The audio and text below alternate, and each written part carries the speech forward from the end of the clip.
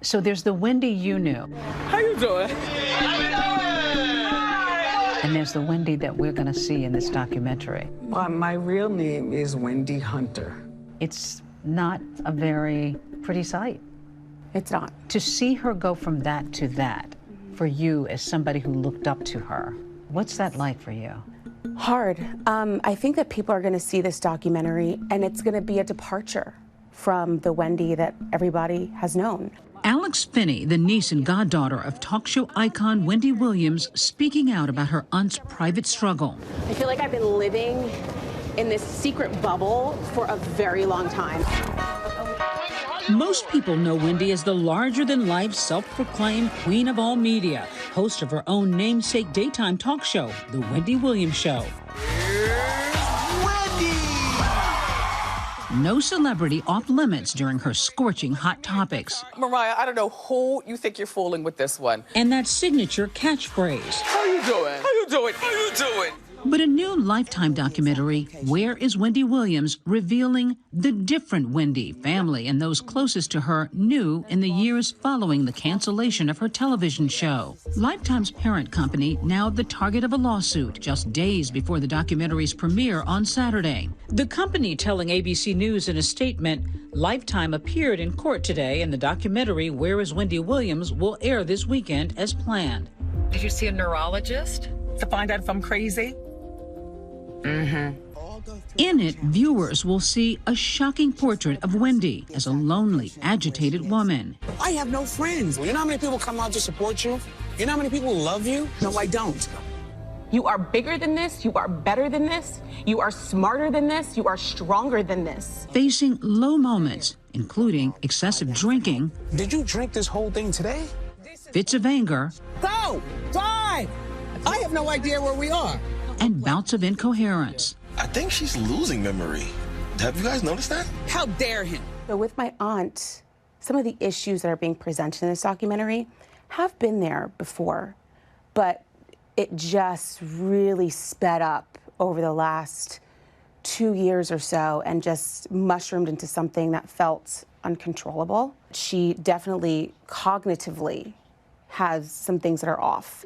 The 59-year-old now revealing through her care team that she has been diagnosed with primary progressive aphasia, a form of frontotemporal dementia, or FTD. Her team saying the decision to share her diagnosis was made not only to advocate for understanding and compassion for Wendy, but to raise awareness about the disease and support the thousands of others facing similar circumstances. Frontotemporal dementia, it tends to affect younger people in their 40s to 60s. It's pretty rare, and it affects behavior like decision-making, personality, impulse control, and then it also affects communication skills. But most patients will have a mixture of behavioral and language symptoms. Bruce, this way, please. This way. Golden Globe-winning actor Bruce Willis, an action star famous for the Die Hard franchise, also diagnosed with aphasia in 2022 and later FTD in 2023, forcing him to step away from his career in Hollywood. I have to really give both Bruce Willis and Wendy Williams a huge amount of credit because what they have each done is been open about something that is not a glamorous diagnosis. These are not easy symptoms to talk about. For them to open up that discussion and allow people to learn about this disease is such a gift, and it's so important. Alex sat down with me to talk about the documentary just before her aunt's diagnosis was made public. Your aunt is known for her sizzling hot topics. There are probably some people who don't feel the most sympathetic toward her right now. Is that hard for you, hard for her, to know that some people think the woman who went after other people is now dealing with her own life of a hot topic? I don't think that it's really hard for my aunt. I think she knows the bed that she made. And so you got to lie in it sometimes, right, when it comes to the court of public opinion. And she's used to that. I also understand that everybody's entitled to their opinion. And my aunt was in a very controversial lane. At the end of the day, she is a person, and she doesn't deserve to be suffering the way that she's been suffering. The documentary project initially setting out to capture Wendy Williams' career comeback. Showtime.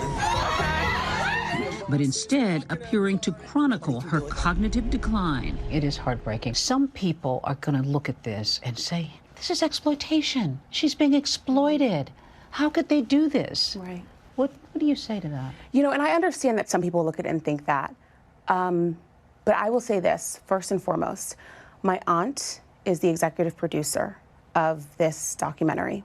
And when I finally talked with her and I said to her, Aunt Wendy, why do you want to do this? She said, now is the perfect time because I want to take ownership of my story.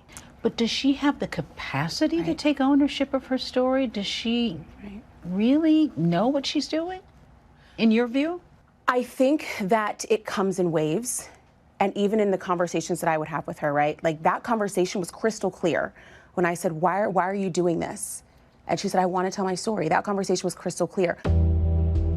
Owning her story has always been part of Wendy's brand.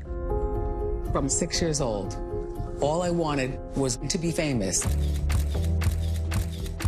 The proud Jersey girl going on to become a towering, often controversial figure in the world of hip-hop and R&B radio. Denial is a river in Egypt. Your husband is gay. By the time Wendy Williams really has kind of risen to the cream of the crop in New York radio, there were some celebrities who were very bold enough to go and sit across from her. One of them, the late Whitney Houston. Wendy, herself in recovery for cocaine use, pressing Houston about her alleged drug use in 2003. Is there drug use going on at this present time? Who are you talking to? Don't talk to me about that.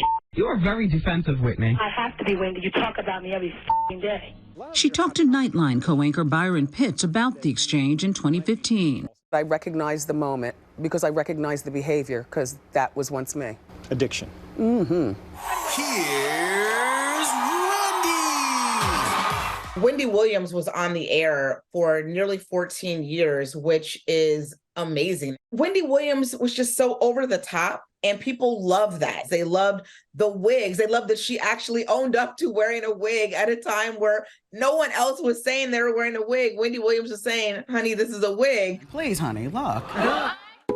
Wendy's seen as an inspiration to many women in radio and TV, including her niece Alex. I'm Alex Finney, who's an anchor at ABC's Miami affiliate WPLG. She was always a beautiful guide for me in this industry and just as an aunt in general growing up. She instilled in me the confidence that I needed. Our first caress. But for many, the talk show host's story took a dramatic turn on Halloween of 2017 when she collapsed on air. Her hit show went on. I did pass out, but you know what? I'm a champ and I'm back. But 2 years later, another setback. I have been living in a sober house. And you know I've had a struggle with cocaine. Then a messy divorce, bizarre behavior, and long absences from the set, in part due to complications from Graves' disease and lymphedema. In June 2022, The Wendy Williams Show was canceled. Months later, she invited those documentary cameras in. It would become a raw and jarring look at her life and recent struggles with sobriety. So you think you're perfectly fine having as many drinks as you want? Perfectly. Okay. But I'm just gonna put it downstairs to keep it cool. Keep it there. Okay. Keep it there. Is she an alcoholic? So in terms of being an alcoholic, I don't want to categorize her because, you know, I'm not a medical professional, but there's something wrong that is beyond just picking up a bottle and not being able to put it down. The sealed lawsuit against Lifetime's parent company brought on by her court-appointed guardian, a New York judge appointing the guardian to manage Wendy's health and finances in May of 2022. A guardianship, as they call it in New York, or a conservatorship, as they call it in other parts of the country, like California, is where a court appoints either a person or an organization to handle the needs of an individual who cannot do it for themselves. It can be as broad or as narrow as that person needs. The action coming after her bank, Wells Fargo, claimed in court documents that Wendy was an incapacitated person and a victim of undue influence and financial exploitation. Well, why can't you access your money right now? That seems really unfair. I have no idea.